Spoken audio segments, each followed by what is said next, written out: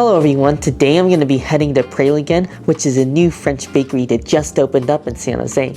They opened up shop around 2 months ago, and all their pastries are made in small batches, which I really appreciate since it means everything is going to be really fresh. That does probably mean that they're going to sell out their pastries and desserts quite quickly, so I decided I gotta get up early and I gotta get there at opening, and they certainly do open early for a bakery. They open at 7 a.m, so let's go.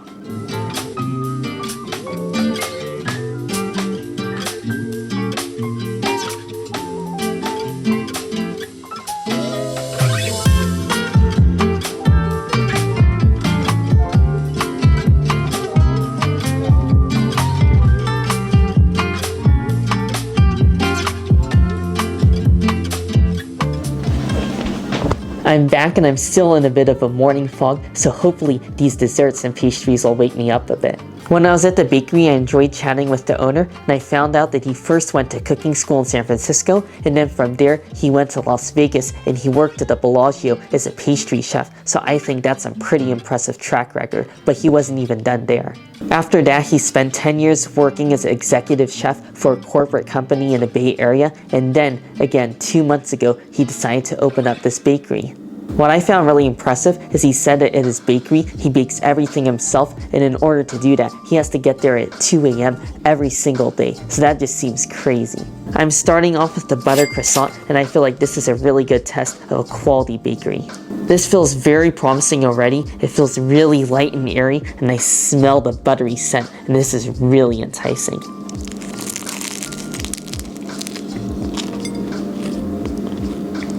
This is exactly how a croissant should be. It's really light on the outside and it's perfectly crunchy and crispy, and the inside is really soft, and because of how it's made, I can really taste all the layers just as I crunch down into it. Another key component is I can tell that they use plenty of butter. I find that these days a lot of places don't use pure butter, but here it really does taste like they're using plenty of butter, which really gives it that iconic taste, and I think it also helps give it a more flaky and light texture.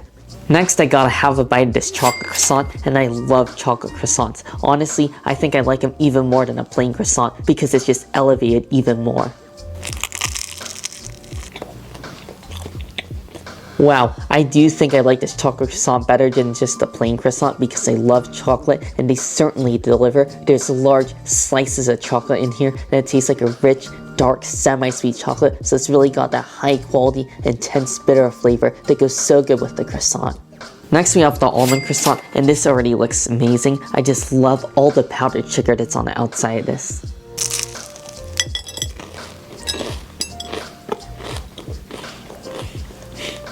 Wow, just wow. This is an incredible croissant. I love the outside, it's really thick and crunchy. On top you have all those sliced almonds and the powdered sugar, and then on the bottom, I really love it because it tastes like it's soaked in a sweet, thick sugar syrup. It almost reminds me of like a Kung Namon, so it really has like a chewy and sweet texture.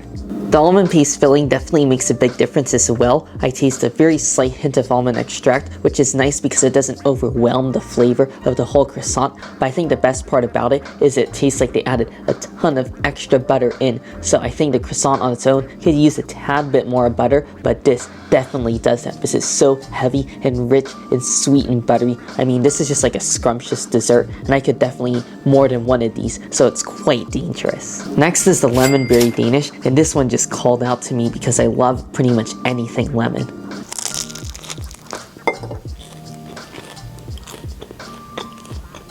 Wow, this is definitely impressive. I was not expecting this. It definitely tastes like that exact same croissant though. It is very flaky because of that. And I do taste layers in here as well, although it's slightly more dense as it's a tart. It needs to be a little bit more sturdy to handle the filling because you got fresh blueberries and strawberries in there. And it also tastes like a rich and tangy lemon curd.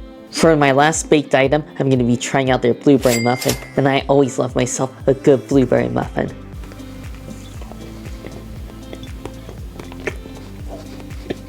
Ooh, this is a nice blueberry muffin. What I really enjoy about this is the texture. It's very moist and it's dense like a muffin, but it also has a lightness at the same time as a cake.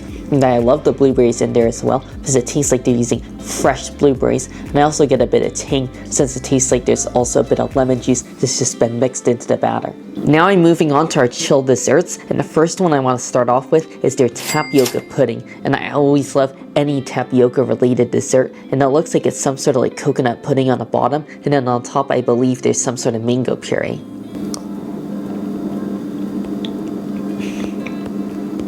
This is totally my dessert. It just tastes like a tropical party. I love the texture of tapioca. I find in tapioca pudding, tapioca is often really mushy and soft, but here it's perfectly cooked through since it really has a nice chew to it. So I love that additional texture.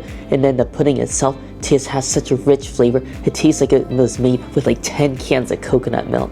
It's got a really condensed and rich and heavy texture from all the coconut, and it's really flavorful. And then on top, you have a little bit of a tangy mango sauce, which really kind of balances out some of the sweetness. Now for their mango panacotta, and I love the presentation because it's topped off with one flake of edible silver. This is interesting because it's a very fruit-forward panacotta. The panacotta itself is very mild tasting. It's just got a slightly milky taste and a very soft and delicate texture. And then on top of that, you have a thick layer of mango puree, and it tastes like there's some gelatin added in to give it a little bit of bounce, but it's definitely got a really rich flavor, a slight sweetness, but also just a fresh, tangy, zesty flavor. Now I'll be going for their strawberry vanilla panacotta. I'm pretty curious about this one because I love strawberries, and what's also really nice is the decoration for this one is a flake of edible gold.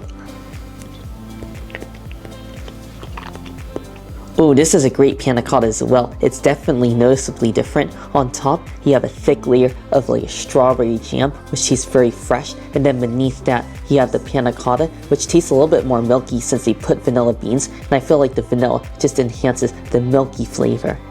Next, I'll be moving on to the fruit tart. And this one, once again, fantastic presentation because I love the touch of the edible flowers on here.